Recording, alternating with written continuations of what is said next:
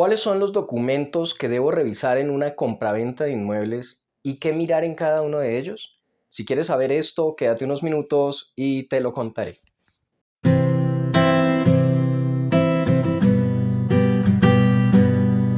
Bueno, he querido abordar este tema documental porque los documentos de una compraventa de inmuebles son el corazón mismo de lo que se está adquiriendo o lo que se está vendiendo. ¿A qué me refiero?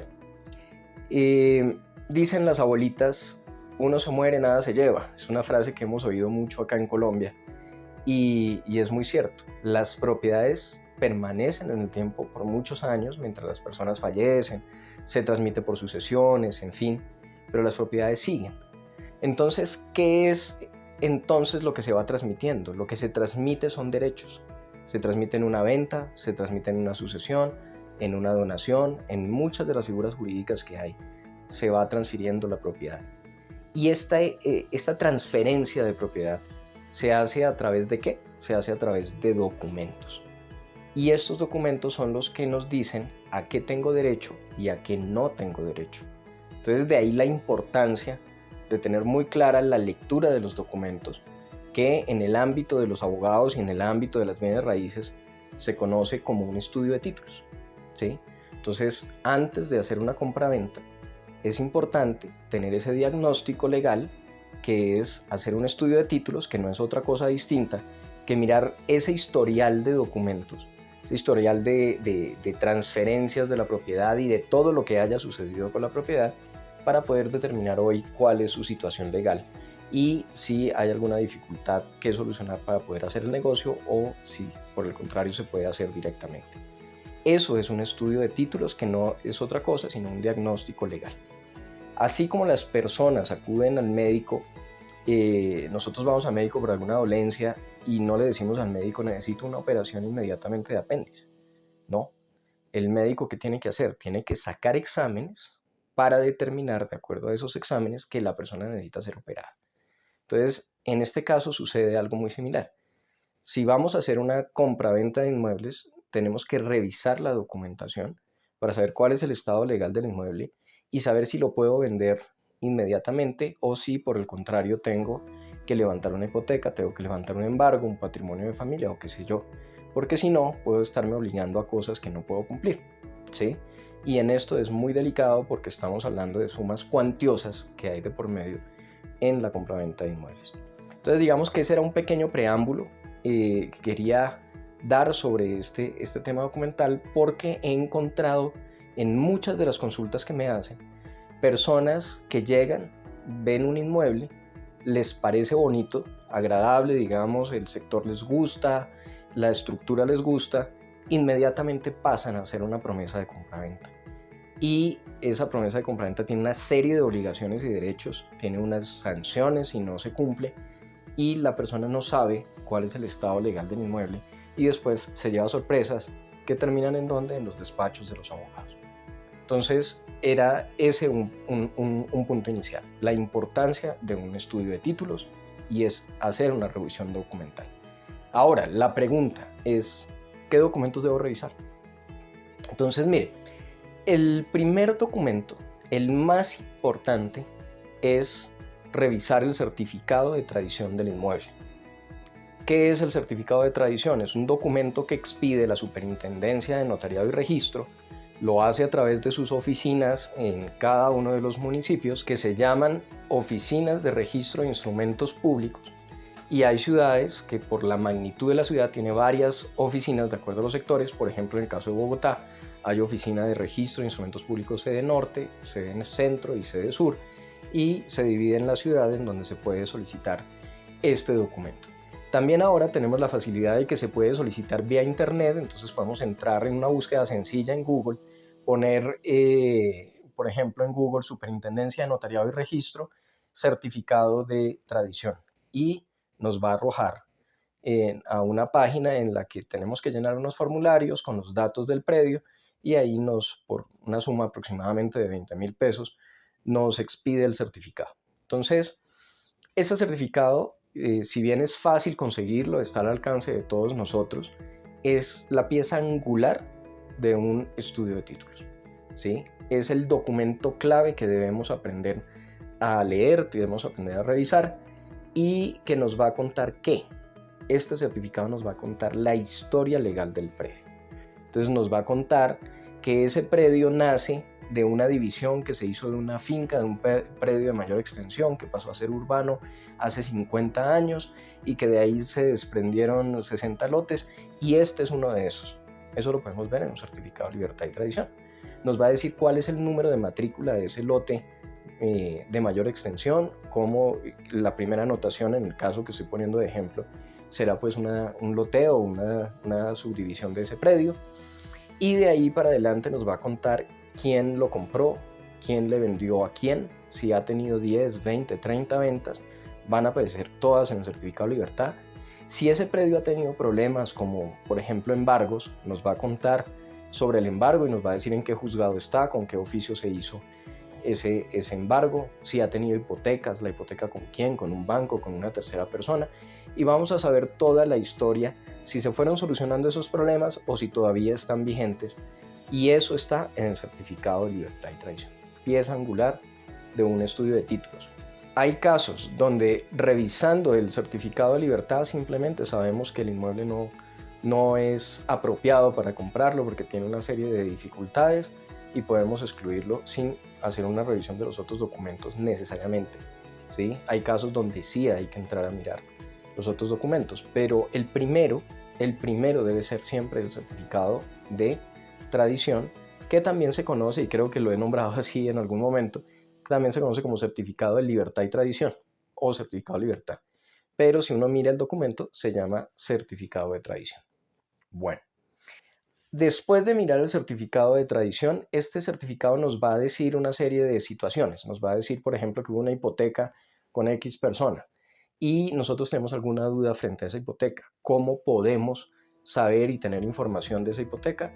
Pues miramos la anotación en certificado y ahí nos va a decir, se hizo mediante tal escritura que está en la notaría tal de fecha tal. Entonces podemos acudir a la notaría y solicitar una copia de esa escritura. También es importante tener la última escritura de compraventa, que es la que nos solicita la notaría, pero aquí quiero hacer una observación muy, muy importante.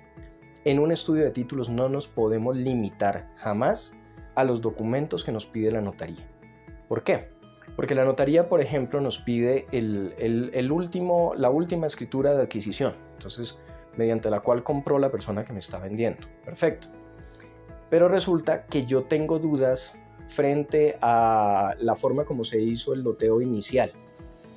Esa escritura no me la va a pedir la notaría, no la va a revisar la notaría. Pero si yo tengo dudas frente a eso porque me parece que se hizo de manera irregular por X o Y razón, debo sacar la escritura y debo revisarla. Si yo quiero saber los pormenores de una hipoteca, debo sacar esa hipoteca y revisarla.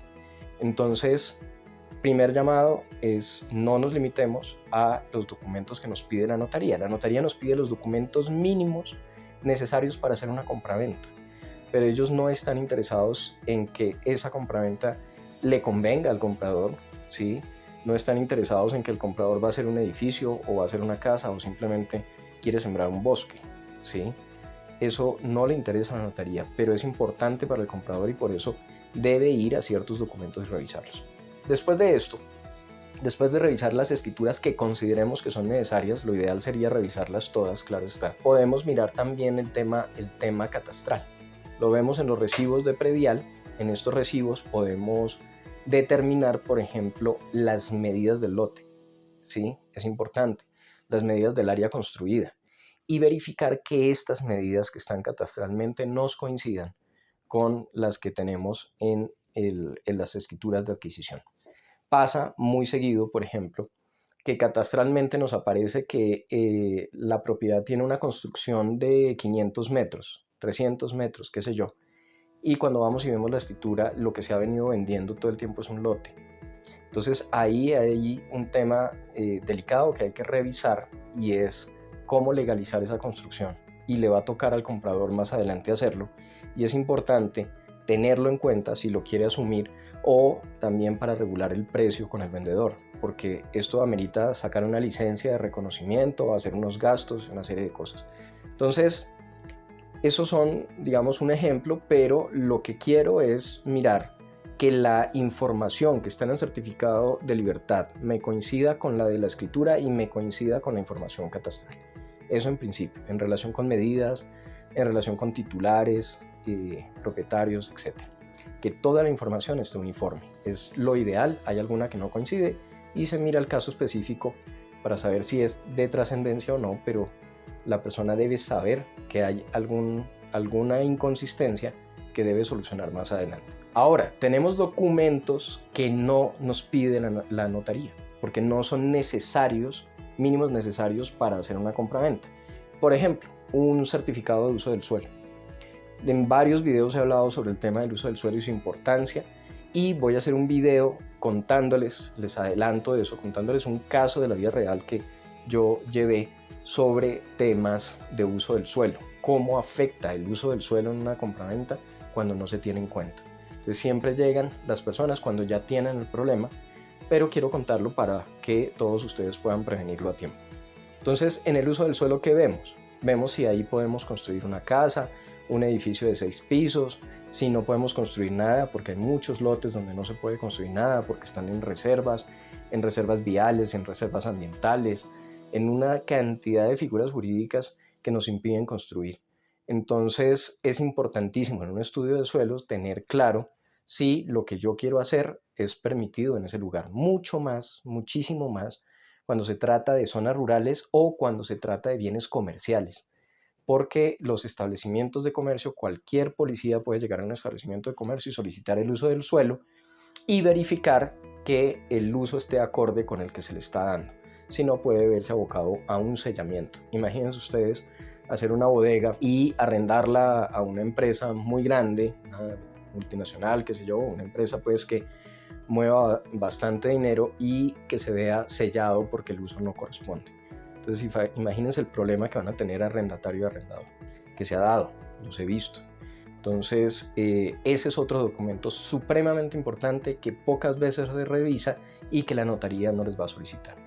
Importantísimo también, si el inmueble está arrendado, revisar el contrato de arrendamiento. Es muy usual, por ejemplo, que las personas le digan al comprador, mire, por el arrendatario no se preocupe, ya hablé con él y él desocupa en el momento que yo le diga.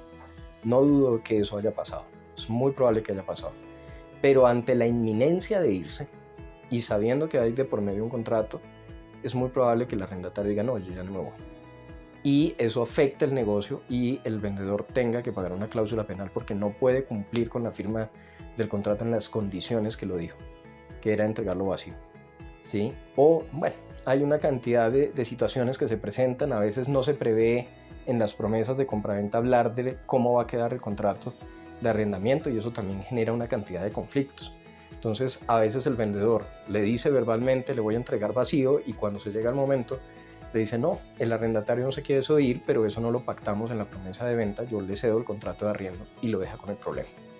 Entonces, importantísimo revisar el contrato de arrendamiento y la situación que se presente con ese contrato, dejarla plasmada en la promesa de compraventa. También hay otro tema, no es documental en esencia, pero me parece importantísimo, y es que en la visita la persona no solo se fije en lo bonito o lo feo del sector y de la propiedad, sino que se fije también si ahí dentro hay personas que están viviendo, hayan muebles que me van a dejar o cosas por el estilo. ¿Por qué?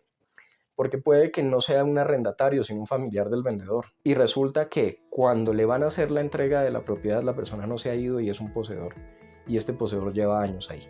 Entonces, si hay personas que están en la propiedad, importantísimo que usted hable directamente con esas personas y determine si son arrendatarios, si son poseedores, si son personas, en qué actitud están y a qué título legal están ahí, ¿sí? Si llegaron por arriendo, si llegaron simplemente porque los dejaron vivir un tiempo, si ellos son poseedores, no lo sabemos. Entonces, importante verificar estas cosas.